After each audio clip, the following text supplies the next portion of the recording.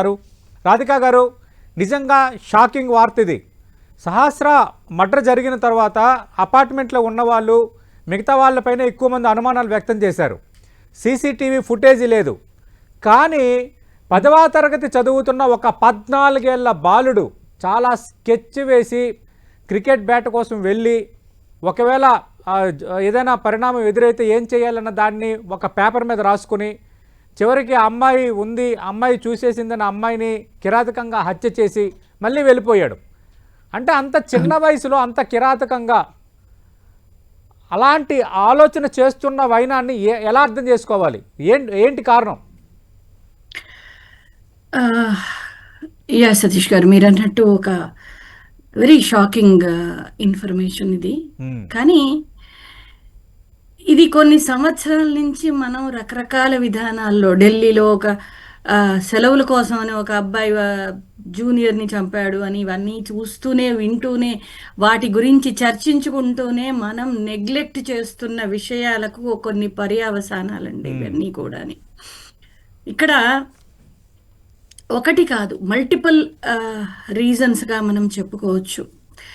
తల్లిదండ్రులు వాళ్ళ పనుల బిజీలలో పడుతూ పిల్లలు ఏం చేస్తున్నారు అని తెలుసుకునే తీరిక లేకపోవడం ఒక కారణం అయితే, స్కూళ్ళల్లో పిల్లలకి చదువు మార్కులు సబ్జెక్టు అన్నదాన్ని మీదనే పెట్టి లైఫ్ స్కిల్స్ అనే ఒక టాపిక్స్ని పక్కన పడేసి ఎవరూ పట్టించుకోకండి, ఇటు స్కూల్ వాళ్ళు పట్టించుకోక పేరెంట్స్ పట్టించుకోకుండా పిల్లలకి ఆ లైఫ్ స్కిల్స్ రాకపోవడం వల్ల వచ్చే పర్యవసానాలు, ఎక్కువ టైం స్క్రీన్స్, మొబైల్ కావచ్చు, టీవీ కావచ్చు, గంటల కొద్దీ కూర్చుని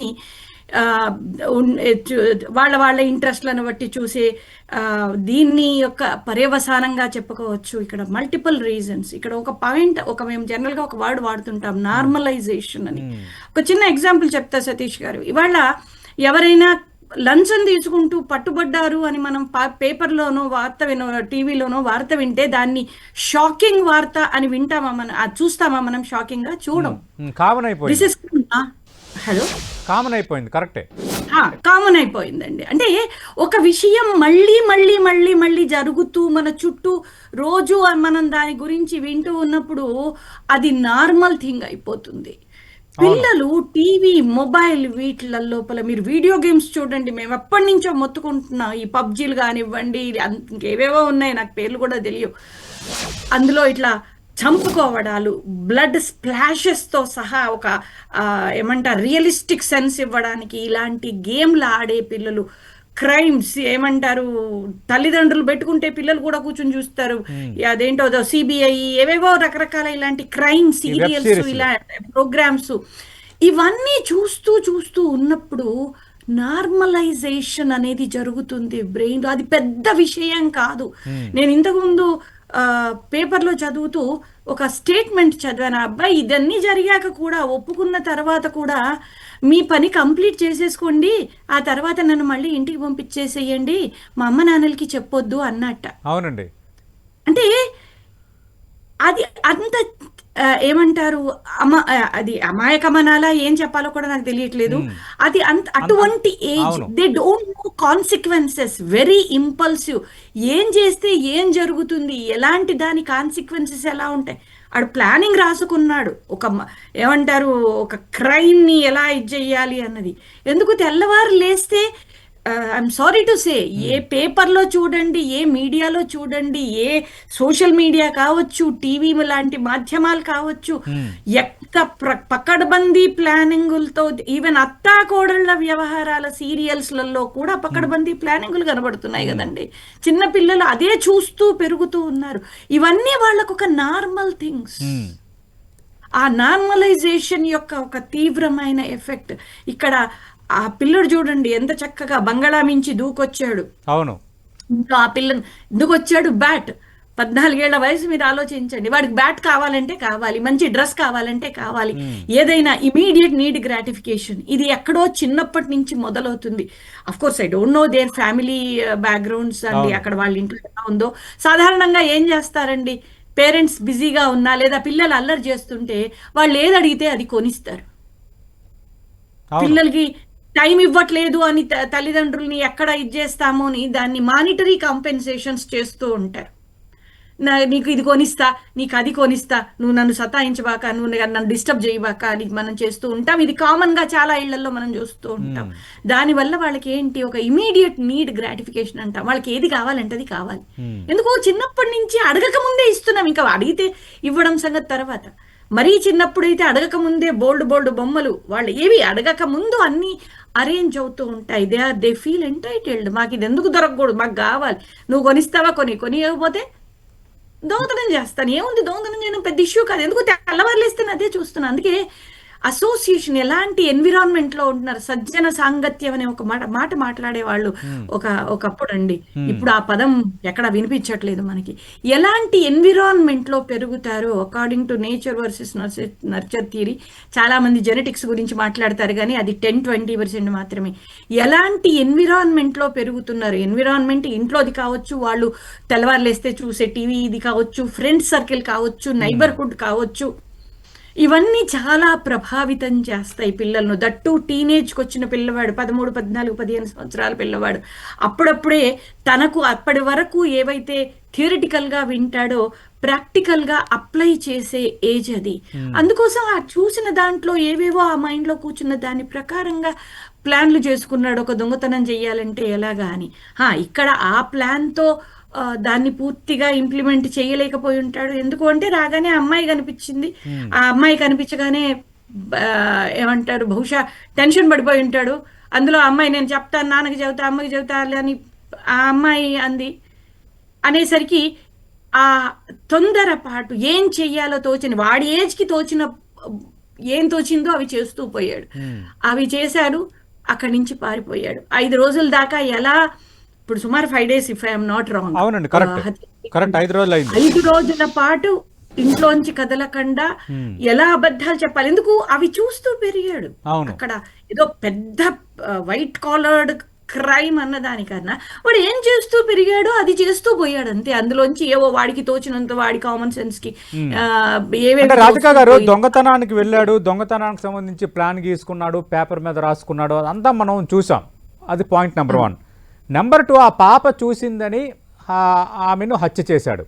కానీ హత్య చేసిన తీరు మనం చూస్తే ఆమె పైకి ఎక్కి గొంతు నులిమి, తర్వాత గొంతు కోసి, ఆ తర్వాత 18 చోట్ల కత్తిపోటు గురైంది ఆ బాలిక. అంటే ఇంత కిరాతకంగా చంపాలన్న ఆలోచన ఇంటెన్షనల్లీ జరుగుతుందా, లేదంటే ఒక ప్లాన్డ్గా, లేదంటే ఇలా చేస్తే ఇక ప్రాణం రాదు అన్న ఒక రకమైన ఆ భావనతో జరుగుతుందా? సాధారణంగా ఈ ఏజ్ లో చెప్పాను కదండి, they are very impulsive. Consequences ఇవన్నీ పెద్దగా ఆలోచించరు. ఎట్ ద సేమ్ టైం అప్పుడు ఆ పిల్లడికి బహుశా, ఇది మన అజంప్షన్, వాడికి కావాల్సింది he has to ensure that girl is died. ఆ ఎన్ష్యూర్ చేసుకునే ఆ స్ప్లిట్ సెకండ్ లో వాడికి తోచింది అది తప్ప 18, 14, 11 అన్న క్యాలిక్యులేటెడ్ గా చేసి ఉంటాడని నేను అనుకోను. అదొక ఇంపల్సివ్ మైండ్ ఉంటుంది, ఒక గోల్ ఉంటుంది, అంటే మైండ్ లో ఒక ఆలోచన ఉంటుంది. అది ఇంప్లిమెంట్ చేయడానికి ఏ లెవెల్ కైనా దిగజారుతారు. ఆ ప్రాసెస్ లో తనకేం నష్టం అవుతుంది, ఎదుటికి వాడికి ఏమవుతుంది, ఇవన్నీ ఆలోచించే కేపబిలిటీ ఉండదండి. 14-15 ఏళ్ల బ్రెయిన్ అది. పర్సనాలిటీ కన్సాలిడేట్ అవుతూ ఉన్న బ్రెయిన్. అందుకే చూడండి, బ్యాట్ ఎంత ఉంటుందండి, బ్యాట్ నాకు ఐడియా లేదు కానీ మహా అయితే 2000 ఉంటుండొచ్చు, 1000 ఉంటుండొచ్చు, 2000 రూపాయలు ఉంటుండొచ్చు. అందుకన్నా పెద్ద అదేదో కోట్ల విషయం, లక్షల విషయం కాదు కదా. కానీ వాడికి కావాలి అంతే. నాకు కావాల్సింది ఇది, దానికోసం నేను ఎక్కడి వరకైనా వెళ్తా, అది ఎక్కడికైనా వెళ్తా, ఏదైనా చేస్తా, రైట్ తప్ప ఇది చేస్తే ఇది కాన్సిక్వెన్స్, దీనికి నేను ఎలాంటి ఇది చెయ్యాలన్న దాన్ని అది కూడా ప్లానింగ్ చేశాడు. కానీ ఆ బాబు బుర్ర లెవెల్లో గ్యాస్ సిలిండర్ ఓపెన్ చేసి పెడితే మంటలు మండితే ఓహో ఇల్లు కాలిపోయింది అందువల్ల అయ్యి ఉంటది అనుకుంటారు, ఎవడో దొంగతనం చేశాడు అనుకోరు. ఇగో ఇంతవరకు వాడి బుర్ర పనిచేసింది. అవును, ఆ బాబు బుర్ర పనిచేసినంత ఎవరి వరకు అబ్బాయి జాగ్రత్తలు తీసుకున్నాడు. కానీ తన బుర్ర కెపాసిటీ అదే. ఓకే, అంటే రాధిక గారు ఈ వెబ్ సిరీస్ ఇంపాక్ట్ ఎలా ఉంటుంది? ఎందుకంటే కొద్ది నెలల క్రిందట, దాదాపు నాకు తెలిసి ఒక 2 నెలల కిందట నేను కూడా అది 1-2 వెబ్ సిరీస్లో 1-2 ఎపిసోడ్లు చూసిన తర్వాత నాకే ఒళ్ళు గగురు పుడిచింది. అంటే ఒక 13 ఏళ్ల బాలుడు స్కూల్లో ఉన్న సహవిద్యార్థిని చంపి మళ్ళీ ఇంటి దగ్గరకు వచ్చిన వాతావరణం. అలాగే ఈ మధ్యకాలంలో ఓటీటీస్లో వెబ్ సిరీస్లో ఎక్కువగా ఈ క్రైమ్ ఎట్లా చేయటం, ఎట్లా తప్పించుకోవటం అనేదే ఎక్కువగా చూపిస్తోంది. సరే, సినిమా చివరిలో శుభం కాట్ పడినప్పుడు పోలీసులు వచ్చినట్టుగా ఎండింగ్ ఎపిసోడ్లకు వచ్చేసరికి నిందితులు దొరికిపోతారు. కానీ చేసిన విధానం, తప్పించుకునే విధానం ఇవన్నీ ఈ మధ్యన ఎక్కువైపోయాయి. ఎందుకంటే ఇది సైంటిఫిక్ గా చెప్పాలంటే రాబర్ట్ బండురా అనే అతను ఇప్పుడు కాదండి 1960s లో 50s లో చేసిన రీసెర్చ్ ఫైండింగ్స్ ఇవన్నీ ఆయన చెప్పాడు వికేరియస్ లెర్నింగ్ గురించి. పిల్లలు చూసి నేర్చుకుంటారు, చెప్పింది ఎక్కువగా వినరు. కాబట్టి ఆయన ఇదే చెప్పాడు, క్రైమ్ ఇలాంటి వాటిని సినిమాలు అప్పుడు ఇంకా ఈ టీవీలు ఇవి ఎక్కడవండి 50s లో 60s లో. He talked about the movies. మీరు ఇలాంటివి ఇంకా సెక్స్ చూపించిన ఇవాళ కాకపోతే ఇంకో 10 ఏళ్ల తర్వాత వాళ్ళకి ఎక్స్పీరియన్స్ ఉండేది. కానీ క్రైమ్ అనేది, వైలెన్స్ అనేది, అగ్రెషన్ అనేది లైఫ్లో సూటబుల్ కాదు, ఇది చూపించకండి.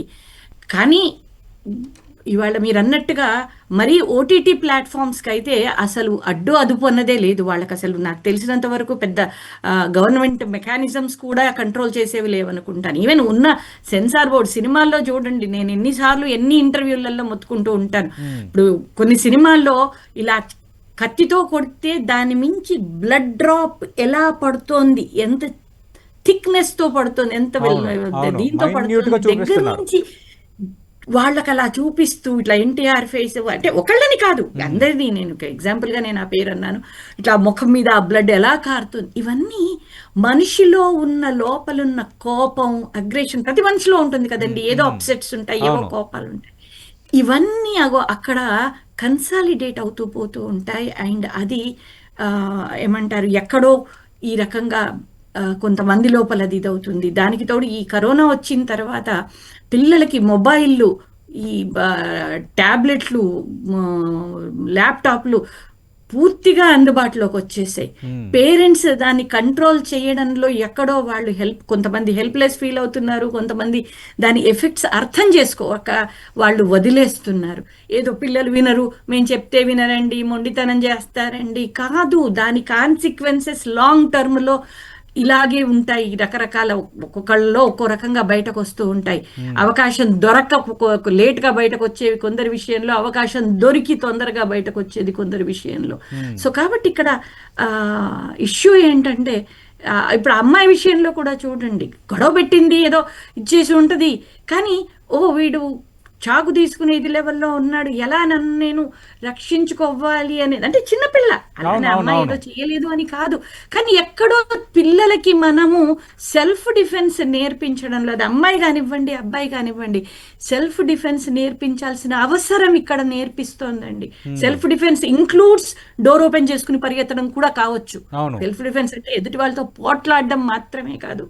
అవకాశం కూడా పాప మా పిల్లకు దొరక్కపోయి ఉండొచ్చు దురదృష్టవశాత్తు. కానీ ఇక్కడ పిల్లలని మాత్రమే మనము బ్లేమ్ చేస్తే సరిపోవట్లేదండి. ఇక్కడ కల్ప్రిట్స్ 3 లెవెల్స్ లో మాట్లాడతాను. ఇంట్లో పేరెంటల్ ఎన్విరాన్మెంట్స్, స్కూళ్లలో ఎడ్యుకేషనల్ ఇన్స్టిట్యూషన్స్, మూడవది సొసైటీ అండ్ మీడియా. అందరం కూడా దీనికి ఇండైరెక్ట్ గా డైరెక్ట్ గా బాధ్యులమే అవుతున్నాం సతీష్ గారు. అంటే పేరెంట్స్ ఎలాంటి బాధ్యత తీసుకోవాలి, పిల్లల వ్యవహార శైలి, అలాగే పిల్లల నడవడిక, ఇలాంటి అంశాల్లో ఎలా దృష్టి పెట్టాలి ఇలాంటి ఇన్సిడెంట్లు ఎదురవుతున్న నేపథ్యంలో? ఏం గమనించాలి పిల్లల విషయంలో? మంచి క్వశ్చన్ ఇది. ఎందుకంటే లైఫ్ స్టార్ట్ అవుతుంది ఇంట్లో 4 గోడల మధ్యలో. పిల్లలు అసలు ఫస్ట్ ఆఫ్ ఆల్ ఇంట్లో చిన్న ఏజ్లో మొదటి 5 సంవత్సరాలలో చైల్డ్కి ఒక సీడ్స్ పడతాయి ముందు ముందు ఎలాంటి మనస్తత్వం ఎలాంటి పర్సనాలిటీ డెవలప్ అవుతుందో. ఒక పీస్ఫుల్ ఎన్విరాన్మెంట్, ఒక హ్యాపీ చైల్డ్హుడ్ ఇవ్వాల్సిన బాధ్యత ఇద్దరికి కూడా పేరెంట్స్కి ఉంటుంది. కానీ ఇక్కడ ఏమవుతోందంటే ఇద్దరు ఉద్యోగాలు చేయడాల్లో టయాలు లేవనో రకరకాల కారణాలతో టయాలు లేవు అన్నది ఒక బహానా అండి. అనుకుంటే ఎక్కడో ఇద్దరు అనుకుంటే ఖచ్చితంగా దానికి ఉద్యోగాలు చేస్తూ కూడా కొంత మెకానిజమ్స్ పెట్టుకోవచ్చు. కాబట్టి వాళ్ళకు ఒక హ్యాపీ చైల్డ్హుడ్ ఇవ్వడము, ఫెయిల్యూర్స్ని లేదా నీడ్స్ని ఎలా రెగ్యులేట్ చేసుకోవాలి, ఎలా కంట్రోల్ చేసుకోవాలో చిన్నప్పటి నుంచే నేర్పించడం చాలా ముఖ్యం. ఒక 5 ఏళ్ళు దాటిన తర్వాత ఒక టీనేజ్లోకి వస్తున్నప్పుడు పిల్లలు బయట ప్రపంచానికి ఎక్కువ కనెక్ట్ అవుతూ ఉంటారు. మొబైళ్ళు, టీవీలు ఇలాంటివన్నిటినీ కంట్రోల్ చేయడం, ఒక సూపర్వైజరీ రోల్లో పేరెంట్స్ ఉండాల్సిన అవసరం చాలా ఉంది. పిల్లలకి ఇవాళ రేపు ప్రైవసీ అన్న పేర్లతో వాళ్ళకంటే ఒక సపరేట్ రూమ్, వాళ్ళ ఇవన్నీ కూడా ఆ పక్క రూమ్ వాళ్ళ రూముల్లోనే పెట్టడము, లాక్లు, పిల్లల ఫోన్లకి లాక్లు ఏంటండి, వాళ్ళవన్నీ ఓపెన్ గా ఉండాలి. పిల్లలకి అది కన్విన్స్ చేస్తూ, అలా అని కొట్టి తిట్టి ఇచ్చేసి కాదు. లేకపోతే ఏం చేస్తున్నారు, ఇంట్లో ఉంటే ఇలా చేస్తారని ట్యూషన్లకు పట్టించేస్తున్నారు పిల్లల్ని. 24 గంటలు పిల్లలు అంటే 12 గంటలు బయటే ఉంటున్నారు పిల్లలు, స్ట్రెస్ లో అయిపోతున్నారు. ఆ స్ట్రెస్ లో ఉన్నప్పుడు ఆబ్వియస్లీ బిహేవియరల్ ఇష్యూస్ వస్తాయి. కాబట్టి పిల్లలు ఏం చూస్తున్నారు, ఎలాంటి విషయాలు, నిజానికి మొబైల్ వాడితే మంచికి వాడుకుంటే బ్రహ్మాండంగా బాగుపడే పిల్లలు ఎంతో మంది ఉన్నారు. అలాని అందరూ చెడిపోతున్న వాళ్ళు లేరు. దాని మీద రకరకాల ఇన్ఫర్మేషన్స్ తెచ్చుకుని ఇంట్లో కూర్చుని ఐఐటీలు తెచ్చుకుంటున్న పిల్లలు, ఏ ట్యూషన్లు లేకుండా ఏ కోచింగులు లేకుండా ఐఐటీలు తెచ్చుకునే పిల్లలు కూడా ఇవాళ ఉన్నారు సతీష్ గారు. కాబట్టి ఎలా వాడుతున్నారు పేరెంట్స్, మొదలు వాళ్ళు అలా వాడాలి, పిల్లలకు కూడా ఏం వాడుతున్నారు, ఎలాంటి చూస్తున్నారు, వాళ్ళ బిహేవియర్, మార్కులు కాదండి, బిహేవియర్ ఎలా నడుస్తుంది. ఇంపార్టెంట్, ఎక్కువగా మార్కుల మీద ఉన్న దృష్టి బిహేవియర్, ఏం చేస్తున్నాడు ఏం చూస్తున్నాడు అనే దానిపైన ఉండటం లేదనేది నేను కూడా మీతో ఏకీభవిస్తాను. రాధిక గారు మీరు లైవ్ లోనే ఉండండి. ప్రస్తుతం రాధిక గారు ఏం చెప్తారు మేడం? ఇందాక కొన్ని అంశాలు చెప్పారు, మరి వీటికి ఎంటగాట్ వేయలేమా? ఇలాంటి ఇన్సిడెంట్లు పెరిగిపోతూనే ఉన్నాయి. పెద్ద ఇన్సిడెంట్ జరిగేటప్పుడు హవాక్ అవుతున్నాము, మా మీడియాగా మేము చూపిస్తున్నాము, డిస్కస్ చేస్తున్నాము. సైకాలజిస్టులుగా మీరు, సోషల్ యాక్టివిస్టుగా కృష్ణకుమార్ గారు లాంటి వాళ్ళు చెప్పాల్సింది చెప్తున్నారు. చెప్పాను కదండి, ముఖ్యంగా 3 ఏరియాల్లో ఖచ్చితంగా మార్పులు రానంత కాలం ఇలా దురదృష్టవశాత్తు ఇలాంటి చర్చలు మనం చేస్తూనే ఉండాల్సి వచ్చే అవకాశం ఎక్కువ. ఇంట్లో ఫ్యామిలీ నుంచి మొదలవ్వాలి. ఇంట్లో పేరెంటల్ సూపర్విజన్, పేరెంటల్ సపోర్ట్. ఒకవేళ వాళ్ళకి కష్టంగా అవుతున్నప్పుడు ఒక మంచి చక్కగా ట్రైన్ అయ్యి ఉన్న సైకాలజిస్టులను దగ్గరికి తీసుకెళ్ళాలి. చిన్నప్పుడే మొక్కై వంగంది మానై వంగరండి. వీళ్ళు ఇప్పుడే ఏదో సడన్ గా ఈ 13-14 ఏళ్ల వయసులో ఆ పిల్లడికి వచ్చిన బిహేవియర్ అయ్యి ఉండదు. ఇది దీనికి రూట్స్ ఎక్కడో మొదలయ్యి ఉంటాయి. కాబట్టి అక్కడి నుంచే పిల్లల్లో ఎప్పుడైతే కొంచెం బిహేవియరల్ ఇష్యూస్ కనబడుతున్నాయో దాన్ని చాలా కేర్ తీసుకుని వాళ్ళ ప్రయత్నం వాళ్ళు చేస్తూ, అది కూడా కుదరకపోతే ప్రొఫెషనల్ హెల్ప్ తీసుకునైనా సరే పిల్లల్లో ఆ బిహేవియరల్ చేంజ్ తెప్పించడానికి ట్రై చేస్తూ ఉండాలి. అంతేకాదండి స్కూల్స్, ఎందుకంటే ఇవాళ రేపు తల్లిదండ్రుల దగ్గరికన్నా స్కూళ్లలో పిల్లలు ఎక్కువసేపు ఉంటున్నారు. స్కూల్స్ ఓన్లీ మార్కుల మీద, అంటే parents are interested in that, అందుకు మేము అలాగే చేస్తున్నాం అంటారు. అలా అది సరి అయిన సమాధానం కాదు. Schools and colleges are leaving their responsibility. పిల్లల్లో life skills, fear of rejections, ఈ ఫెయిల్యూర్స్ మీద ఇవన్నిటినీ లైఫ్ స్కిల్స్, గ్రాటిఫికేషన్.